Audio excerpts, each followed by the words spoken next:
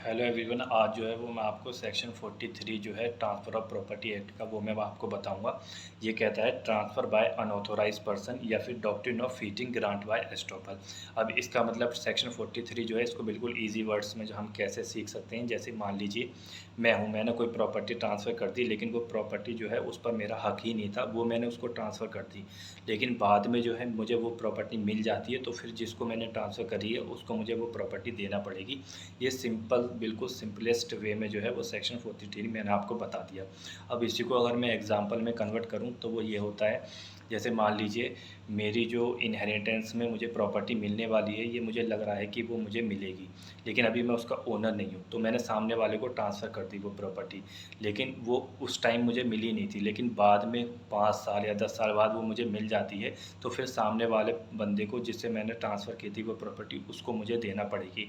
लेकिन इसकी एक कंडीशन है कि ये जो ट्रांसफ़र है वो फॉर कंसिडरेशन होना चाहिए। मतलब अगर आपने प्रॉपर्टी दी है सामने वाले को, तो उससे जो है आपने मनी ली हो, तब जाकर आप उसको देंगे।